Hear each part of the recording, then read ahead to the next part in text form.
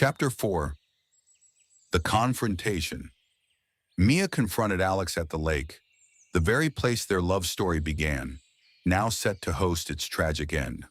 The air hung heavy with unspoken words, the gentle lapping of the water against the shore, doing little to soothe the tempest brewing within them. The tranquil setting only amplified the discord, the once familiar landscape now a stark reminder of what was and what could never be again. How could you, Alex? How could you do this to us? Mia's voice, usually so bright and full of laughter, was now a raw whisper, laced with disbelief and pain. She stood a few feet away from him, as if any closer would be unbearable, her eyes searching his for an explanation, a justification, anything to make sense of the senseless. Alex shifted uncomfortably, avoiding her gaze. He knew he deserved her anger, her hurt, but facing it was far more difficult than he had imagined. The words he had rehearsed in his head, the carefully constructed explanations, seemed to dissolve on his tongue, leaving him with nothing but a hollow guilt. Mia, I don't know, he stammered, the lamest of excuses. It just happened. It just happened. Mia repeated, her voice rising with incredulity. You just happened to betray me? You just happened to break every promise you ever made? She gestured wildly, her hand instinctively reaching for the heart-shaped pendant that no longer hung around her neck. I didn't mean for it to happen this way, Alex said, his voice barely audible above the rustling leaves. I was drawn to Sarah, to her intellect, her freedom. Freedom? Mia scoffed, a bitter laugh escaping her lips. Is that what you call it? Trading our love, our commitment, for a fleeting moment of freedom? Alex flinched, the truth of her words hitting him harder than he was willing to admit. He had tried to convince himself that his affair with Sarah was about something deeper, a search for self-discovery, a rebellion against the constraints of their relationship. But deep down, he knew it was nothing more than a selfish act, a reckless pursuit of something new and exciting, without any regard for the consequences. I was lost, Mia, he said, finally meeting her gaze. I felt trapped. I thought I needed something different, something more. And what about us, Alex? Mia asked, her voice trembling. What about our dreams, our plans, our future? Did you ever stop to think about what this would do to me, to us? Alex remained silent, unable to answer. He knew he had hurt her deeply, irrevocably, and there was nothing he could say to undo the damage. He had been so caught up in his own internal struggles that he had completely disregarded her feelings, her needs, her love. You talk about being trapped, Mia continued, her eyes blazing with anger. But you were never trapped, Alex. You chose this. You chose to throw away everything we had for some fantasy. It wasn't a fantasy, Alex protested weakly. I thought I was searching for something real, something authentic. Authentic? Mia cried, her voice cracking with emotion. What's more authentic than the love we shared, the life we built together? You had everything you could ever want, and you threw it away for a cheap imitation.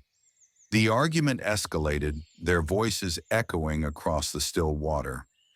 Accusations flew back and forth, each word a sharp shard of glass, cutting deeper into their already wounded hearts. They argued about their past, their present, and their future, each point of contention a reminder of the chasm that had grown between them. I can't do this anymore, Alex, Mia said finally, her voice exhausted. I can't keep fighting for something that you've already destroyed. Don't say that, Mia, Alex pleaded, his voice desperate. We can fix this. We can work through this. I know I messed up, but I'm willing to do whatever it takes to earn your forgiveness." Mia shook her head, her eyes filled with a profound sadness. "It's too late, Alex. You've broken something that can never be fixed. You've shattered my trust, my faith in you, in us." She reached up and unclasped the heart-shaped pendant from around her neck, the symbol of their love, their promises, their future. The pendant felt heavy in her hand, weighted down by the weight of their shattered dreams. "This," she said, holding up the pendant, "this was a promise of forever, but you broke that promise, Alex. You broke us." With a final anguished cry, Mia hurled the pendant into the lake.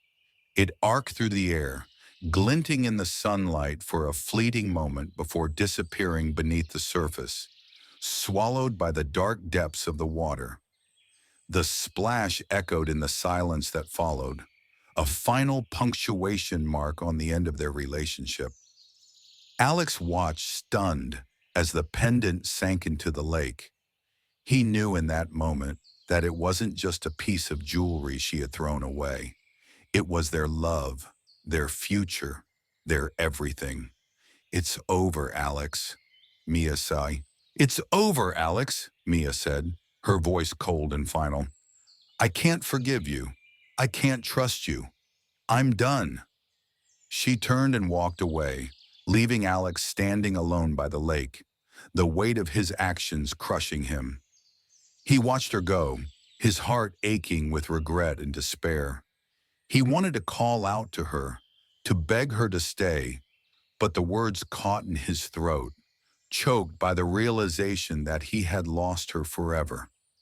He stood there for a long time, staring at the spot where the pendant had disappeared. The image of it sinking into the depths burned into his memory. The lake, once a symbol of their love and happiness, was now a constant reminder of his betrayal and her heartbreak. As Mia drove away, tears streamed down her face, blurring her vision. She gripped the steering wheel tightly, trying to contain the sobs that racked her body.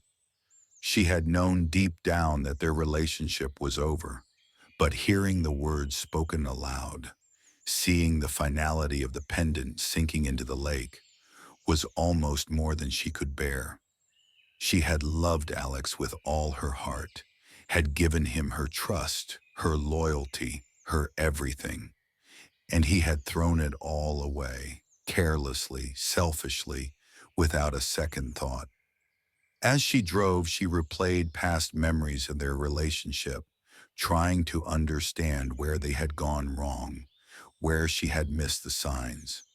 As she replayed all the memories, more painful realizations washed over her. She realized that Alex's philosophical discussions about the nature of love, the doubts he had expressed about the possibility of lifelong commitment, weren't just abstract musings. They were warning signs, red flags that she had ignored, blinded by her love for him. She had been so focused on building a future with Alex that she had failed to see the cracks in their foundation, the subtle shifts in his behavior, the growing distance between them. She had been so eager to believe in their love that she had ignored her own intuition, her own doubts, her own fears. Now as she drove away from the lake, away from Alex, away from their shared past, she knew that she had to learn to trust herself again. She had to learn to listen to her own voice, to honor her own needs, to protect her own heart. It wouldn't be easy. The pain of betrayal would linger. The scars of heartbreak would remain. But she was determined to heal, to rebuild, to create a new life for herself, one that was based on self-respect, self-love, and self-reliance.